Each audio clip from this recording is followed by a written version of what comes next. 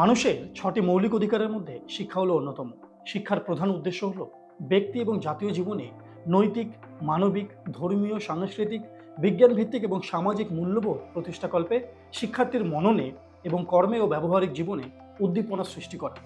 কিন্তু এই বর্তমান সময়ে দাঁড়িয়ে প্রকৃতপক্ষে এই শিক্ষা ব্যবস্থার যে উদ্দেশ্য তা কি অক্ষরে অক্ষরে পালন হচ্ছে? কোনোভাবেই শিক্ষা ব্যবস্থা সেই পথে হাঁটছে না। তাই একজন শিক্ষার্থীর শিক্ষার প্রক্রিয়া শেষ হওয়ার সঙ্গে সঙ্গে তার জীবনে শুরু হয়ে যায় চাকরি নামক যুদ্ধ। এক অফিস থেকে অন্য অফিসে বা এক পরীক্ষা কেন্দ্র থেকে আরেক পরীক্ষা কেন্দ্রে ছোটাছুটি, এবং শেষমেশ সেই শিক্ষার্থী চাকরি না পেয়ে কিন্তু এই শিক্ষা ব্যবস্থাকেই দোষ দিতে পিছু পা হয় না। নমস্কার, আমি মনীষ এবং আপনারা দেখছেন সিভিএনএন প্রেজেন্টস স্মার্ট সল্টলেক সিজন 3, সবার জন্য সব সময়। আমাদের এই আজকের পর্বে আমরা কথা বলবো ২৭ বছরের আন্তর্জাতিক সংস্থা সল্টলেক সিটি প্রয়াসম এই ব্যবস্থাকেই ঘিরে আগামী দিনে ঠিক কী উদ্যোগ নিতে চলেছে। বিভিন্ন প্রান্তিক এলাকায় থাকা এমন অনেক ছেলেমেয়েরা আজকের দিনে দাঁড়িয়েও পড়াশোনা করছে শুধুমাত্র চাকরির জন্য নয়, তারা পড়াশোনা করছে তাদের বৌদ্ধিক বিকাশের জন্য। এই বৌদ্ধিক বিকাশ হবে নাচ, গান, নাটক, আবৃত্তি, আঁকা, কবিতা, ফটোগ্রাফি এবং সিনেমা তোলার মাধ্যমে। তাই তাদের এই বৌদ্ধিক বিকাশকে সাপোর্ট করতে এবং তাদের এই কার্যকলাপকে এগিয়ে নিয়ে যেতে প্রয়াসম সামনে আনছে বার্ষিক স্কলারশিপ পূবালী। শিক্ষা শিক্ষার্থীদের আত্মনির্ভরশীল করে। সেখানে আত্মনির্ভরশীল না হয়ে কেন চাকরির পেছনে ছোটে?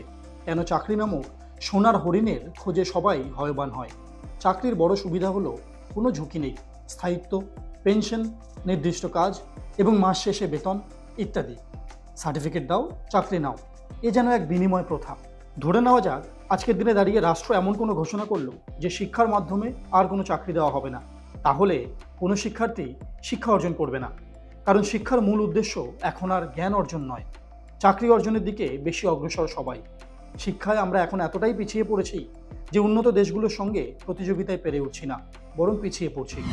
জেনে নেব এই ব্যাপারে প্রয়াসম সংস্থার প্রেসিডেন্ট সপ্তর্ষি রায়ের মতামত এবং পূবালীর কথা।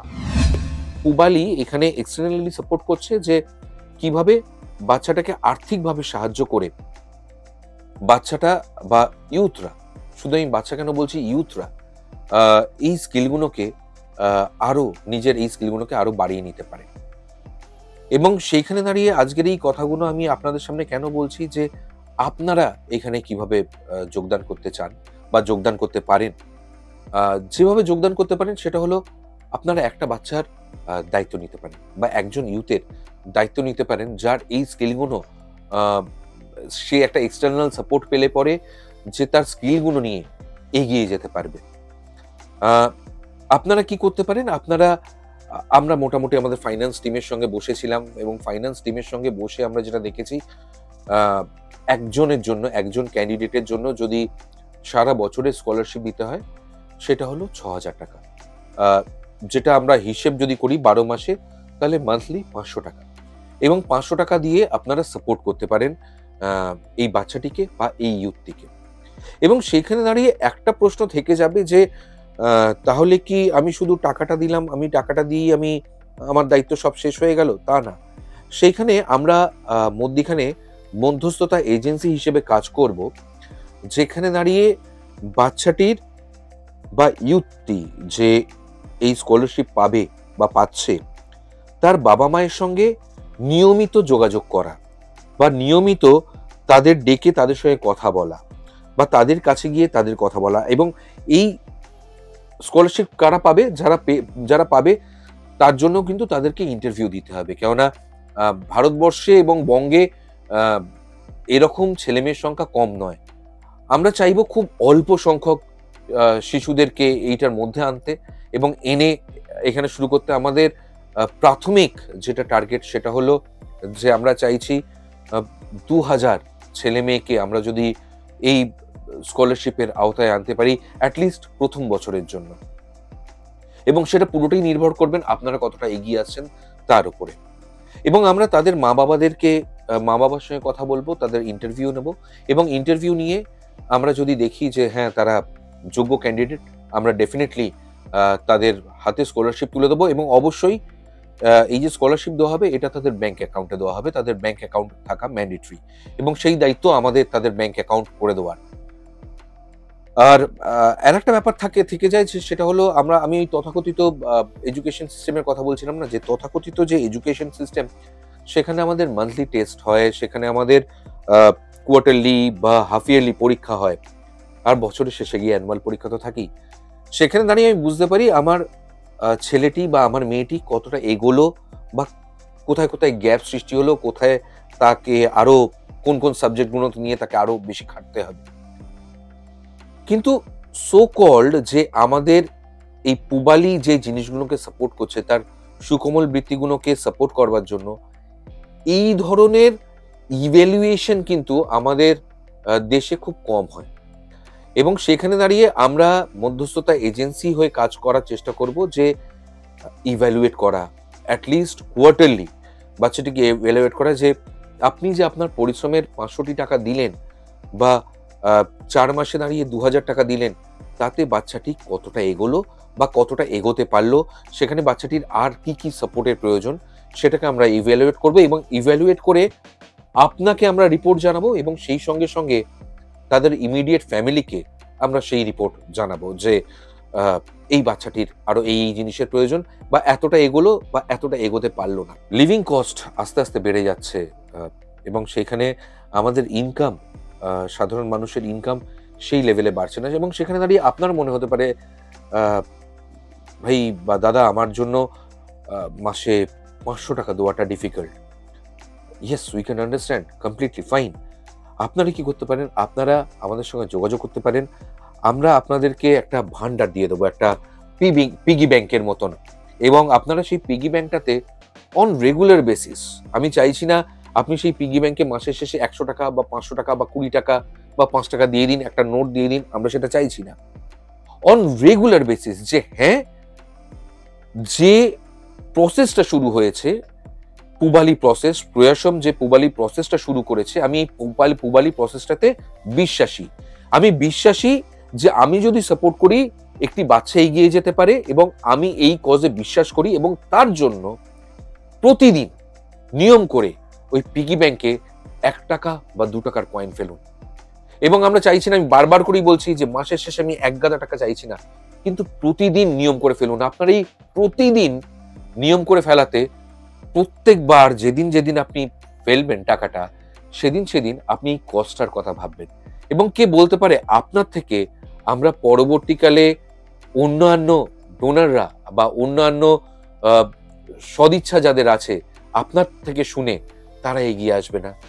তো প্লিজ এগিয়ে আসুন, কন্ট্রিবিউট করুন টুয়ার্ড দিস নোবেল কজ।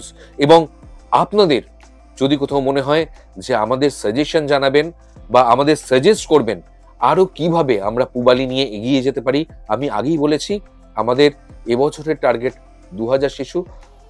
আপনারা আমাদেরকে জানাতে পারেন এই ভিডিও, যেখানে আপনারা যে প্ল্যাটফর্মে আপনারা দেখছেন তার নিচে কমেন্ট বক্স আছে, কমেন্ট করে আমাদের জানান যে আমরা আরো কিভাবে পুবালি নিয়ে পৌঁছে যেতে পারি আপনাদের কাছে। বর্তমানে আমাদের দেশে বিশাল জনগোষ্ঠী রয়েছে, কিন্তু তাদেরকে কাজে লাগাতে সক্ষম নই আমরা। কারণ শিক্ষার্থীদের নতুন কোনো সৃষ্টিতে আর আকর্ষণ নেই, নতুন জ্ঞানের সমন্বয় নেই, এই বিশাল জনগোষ্ঠীকে কাজে লাগানোর কোনো পরিকল্পনাও নেই। আছে শুধু চাকরি নাও এবং নিজে স্বাবলম্বী হও। শুনব প্রয়াসম সংস্থার প্রাক্তন প্রেসিডেন্ট পিয়ালি মজুমদারের কথা, যিনি বর্তমানে প্রয়াসমের এই পুবালি স্কলারশিপের চেয়ারপারসন। তার সঙ্গে সঙ্গে শুনব এই প্রকল্পের নোডাল অফিসার রাখি মজুমদারের কথা। বর্তমান সমাজে শিক্ষার মূল অর্থ দাঁড়িয়েছে পুঁথিগত বিদ্যা, স্কুল কলেজের বিদ্যা, আর এক্সাম ওরিয়েন্টেড পড়াশোনা, যেখানে চাকরি পাবো, চাকরি আমার শিওর গ্যারেন্টি, এবং নম্বর কত ভালোভাবে পারফর্ম করলাম পরীক্ষায়, তার উপরে আমার চাকরির স্তর নির্ভর করবে। কিন্তু শিক্ষা আসলে তো তা নয়। শিক্ষা অনেক বড় মাপের, নানান দিক আছে শিক্ষা। শিক্ষা, প্রকৃত শিক্ষা মূলত একটা ব্যক্তিকে নানান তার সার্বিক বিকাশের দিকে এগিয়ে নিয়ে যায়। আর আমরা যদি সেরকম ব্যক্তি তৈরি করতে পারি পুবালি স্কলারশিপ এর মাধ্যমে, তাহলে তারা ব্যক্তিগত জীবনে এবং সামাজিক জীবনে অনেক পাওয়ারফুলি কন্ট্রিবিউট করতে পারবে। তারা অত্যন্ত পাওয়ারফুল নাগরিক হবে। আর স্মার্ট সল্টলেক করতে গেলেও আমাদের এই ধরনের যুবক যুবতীর প্রয়োজন। প্রয়াসের মূল ভাবধারার সাথে পুবালি একদম মিলে যাচ্ছে। যত ছেলে মেয়ে গ্রহণ করতে পারবে, এগিয়ে আসবে, পুবালি স্কলারশিপ ফান্ডে, বার্ষিক স্কলারশিপ এর অন্তর্ভুক্ত হতে পারবে, তত সমৃদ্ধ হবে সল্টলেক, বর্তমান সমাজ। প্রত্যেক মানুষের মধ্যে অনেক সুপ্ত অনুভূতি থাকে, সেই অনুভূতির বিকাশ করলে এই ধরনের ব্যক্তিত্ব তৈরি হয়। এবং যেটা বললাম, তাদের কন্ট্রিবিউশনও অত্যন্ত উচ্চমানের হয়।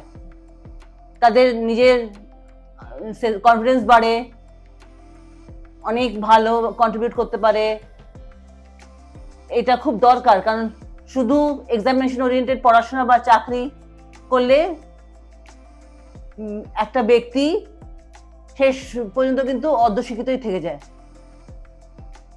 বিভিন্ন এলাকার থেকে এগিয়ে আসুক, এই পূবালী স্কলারশিপ, বার্ষিক স্কলারশিপের সুবিধা গ্রহণ করুক, ওদের ইচ্ছে পূরণ হোক, এটাই বড় কথা। এটা করলে ওরা পিয়ার এডুকেটরও তৈরি হবে, মেন্টরও তৈরি হবে, আরো 5 জনকে শেখাতে পারবে, এই করে জিনিসটা বাড়বে। প্রায়শম পূবালী স্কলারশিপের মূল আইডিয়াটাই যে জায়গা থেকে আসছে সেটা একটু আমার মনে এক্সপ্লেন করা দরকার। সেটা হলো পড়াশুনো ছাড়াও যে কোনো মানুষের পূর্ণ বিকাশের জন্যে, তার যে সূক্ষ্ম বোধগুলোকে জাগ্রত করার জন্যে লেখাপড়ার বাইরেও একটা দুনিয়া আছে।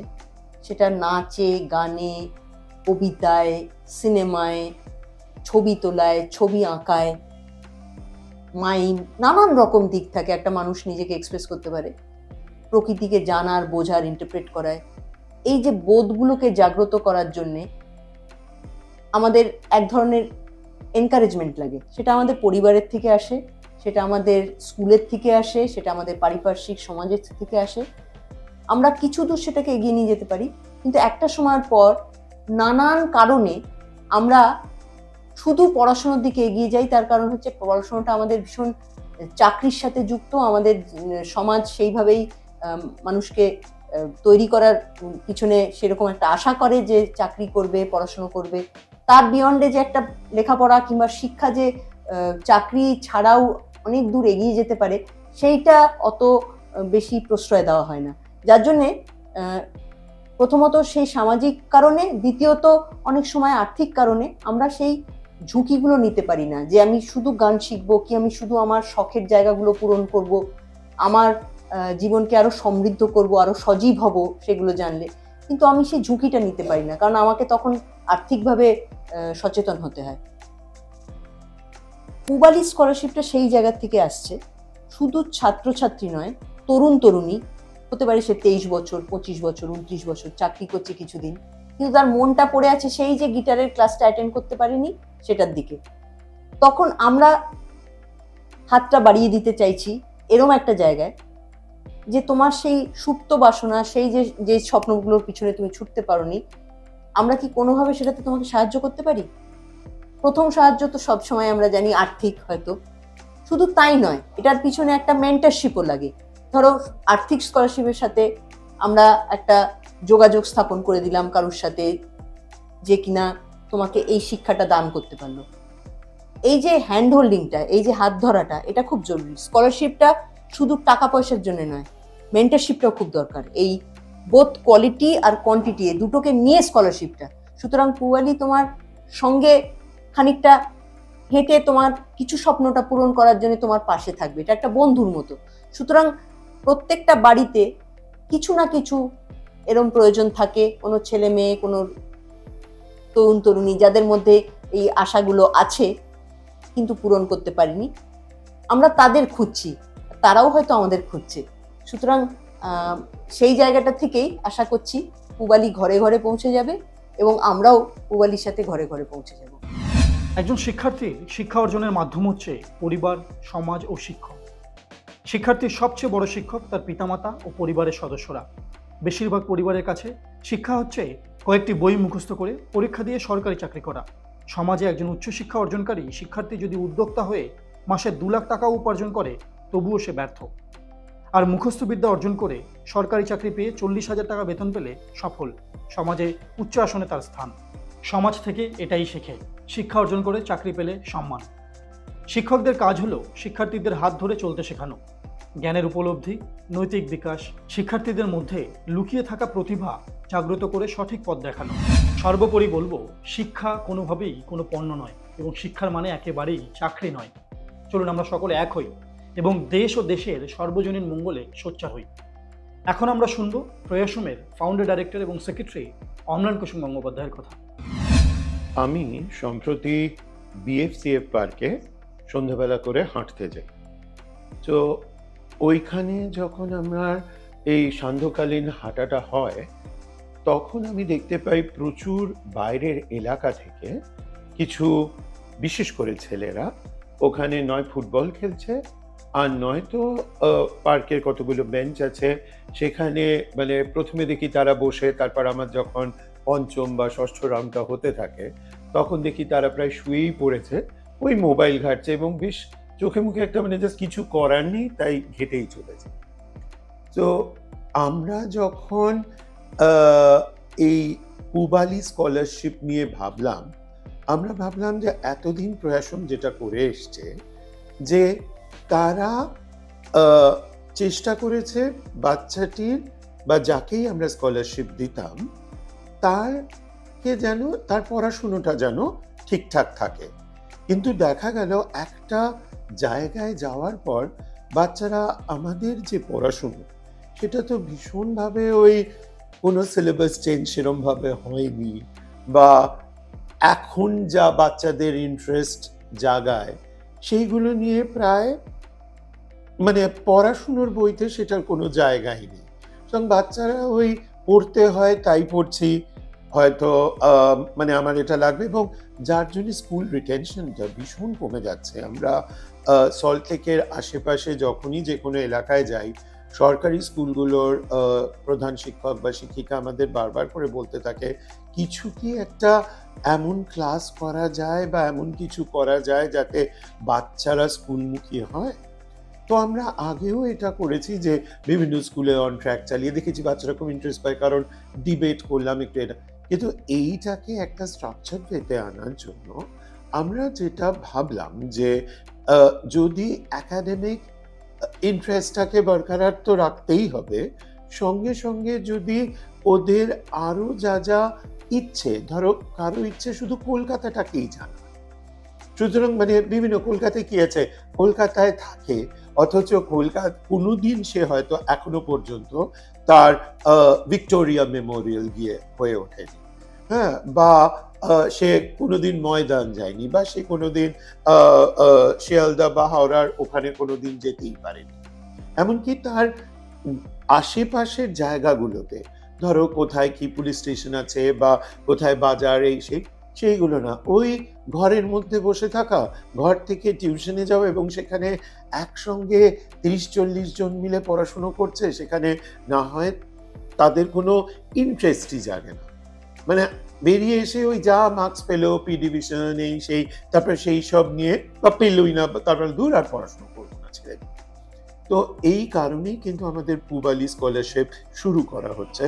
এবং অনেকেই আমায় প্রশ্ন করছে যে আগে যখন প্রয়াসমই এটা দেখতো, তাহলে এখন প্রয়াসমই কিন্তু দেখছে, জাস্ট আমরা একটা আলাদা আরো ভালোভাবে অ্যাডমিনিস্টার করার জন্য আমরা নোডাল অফিসার হিসেবে রাখি মজুমদারকে বললাম যে যদি উনি আমাদের সঙ্গে সেটা করতে পারেন। এবং পিয়ালিদি আমাদের প্রেসিডেন্ট ছিলেন, খুব মানে পরিশ্রমী এবং কাজের একটি ভলেন্টিয়ারকে পেয়েছি যার নাম ঋতুজা। ও আমাদের সঙ্গে এসে এক বাক্যে রাজি হয়ে গেল যখন বলা হলো যে এইটা যদি কাজটা আমরা শুরু করছি, তুমি কি ডিবি 10-এ গিয়ে কাজ হবে? হ্যাঁ, আমি করতে পারি। আমাদের পশ্চিমবঙ্গ মাদ্রাসা পর্ষদ আমাদের কাজ দিয়েছিলেন ইউনিসেফের তরফ থেকে যে তোমরা সারা আমাদের যে কটি জেলা আছে সে কটি জেলায় যে রেজিস্টার্ড মাদ্রাসা আছে তাতেও তখন স্কুল ছুট হচ্ছিল, যে এই স্কুল ছুটটা আটকানোর জন্য তোমরা কি কি করতে পারো। আমরা দেখেছি যে এইগুলো করাতে বাচ্চারা অনেক বেশি মাদ্রাসামুখী হলো। সো সেইটা থেকেই আমাদের মনে হয়েছিল যে শুধু পড়াশোনার ব্যাপারে স্কলারশিপটাকে আটকে না রেখে আমরা যদি এটাকে ওর সার্বিক বিকাশের জন্য আরো অন্যান্য দিকেও, যেটাতে বাচ্চাটার ইন্টারেস্ট, এটা নয় যে প্রয়াসম চাইছে তাই ওকে নাচতে হবে, প্রয়াসম চাইছে তাই ওকে গাইতে হবে বা গিটার বা হোয়াট এভার। ও যদি চায়, যেমন অনেক বাচ্চাই আমাদের বলে যে দাদা অনেকে পাহাড়ে ট্রেকিং এ যাচ্ছে, আমি কি যেতে পারি, কিন্তু বাড়ি থেকে অ্যালাউ করছে না একটাই কারণে, কারণ না অত পয়সা দিয়ে যেতে পারবে না। সুতরাং এরকম যদি একটা জায়গা করা যায়, একটা স্কলারশিপ করা যায়, যে তোমার পড়াশুনোটা এবং সঙ্গে সঙ্গে তুমি আর যা যা করতে চাও তার হয়তো সব কটা করা সম্ভব হবে না, কিন্তু কিছু একটা বা একটা দুটো জিনিস করা সম্ভব হলেও হতে পারে। আমরা যেটা, যে তুমি যদি পড়াশুনোটা স্কুলে তোমার যেতে হবে, কলেজে তোমার যেতে হবে, বা তুমি যে অফিসে, এখানে কোনো যে আমরা তুমি স্কলারশিপ দিচ্ছি বলেই তুমি আমাদের কাজ করতে হবে তা একেবারেই নয়। যে কোনো এলাকা থেকে যে কেউ আমাদের কিন্তু তাকে যে আমি এটা করছি এবং কি শিখতে চায় সেটা ধারাবাহিকভাবে কত বছর শিখতে চায়, কিভাবে সেটাকে কি ভাবছে এটা নিয়ে। কারণ আজকাল এমন কোনো কাজ নেই যে যেটা শিখে, নিজে শিখে, ভালোভাবে শিখে সেটা দিয়ে সে উপার্জন করতে পারে না। প্রান্তিক এলাকায় যারা রয়েছেন সেই সমস্ত ভাই বোনদের জন্য, ছেলে মেয়েদের জন্য, এবং আমি চাইবো যে যত তারা এগিয়ে আসবেন, এবং শুধু নিজে না, তারা যদি এটাকে আরো ব্যাপকভাবে প্রচার করে তাহলে বোধহয় পূবালী স্কলারশিপ করা আমাদের সার্থক হবে। এবং এই সূত্রে আরেকটা কথা জানিয়ে রাখি যে প্রচুর মানুষ, আমরা এপ্রিল থেকে এটা শুরু করব, কিন্তু এখনই প্রচুর মানুষ আমাদেরকে বারবার এসে যে আমি কবে আমারটা দিতে পারবো বা এটা। সুতরাং লোকের কিন্তু এখনো যদি একটা ভালো কাজ হয় তাহলে সেটাকে সাপোর্ট করার ইচ্ছেটা মরে যায়নি, এখনো যায়নি। সুতরাং আমরা এই জায়গাটার উপর ভর করেই, এবং সবাইকে যে ধরো অনেক সময় অনুদান যত হবে আমি পুরোটা পারলাম না, আমি কিছুটা পারলাম, সেটাই সই, আরো 10 জন মিলে সেটাকে পূরণ করবে। সুতরাং 10 জন মিলে যদি একজনের কাজটা এগিয়ে নিয়ে যেতে পারি, এর চেয়ে আর বড় কি হতে পারে। সুতরাং আসুন আমরা সবাই মিলে যদি পারি একটু একটু করে পূবালী সবার ঘরে পৌঁছে দিই। পূবালী যেন ঘরে ঘরে পৌঁছে যায়, সেই প্রার্থনা নিয়েই আজকের পর্ব আমরা এখানেই শেষ করব। সামনেই 8ই মার্চ আন্তর্জাতিক নারী দিবস।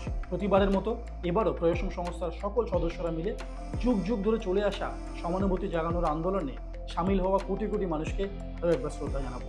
আপনাদের সকলকে স্বাগত জানাই। আজকের পর্ব তাহলে আমরা এখানে শেষ করছি। ভালো থাকবেন, ভালো রাখবেন, এবং অবশ্যই দেখতে থাকুন CVNN প্রেজেন্টস স্মার্ট সল্টটেক, সবার জন্য সবসময়। নমস্কার, শুভরাত্রি।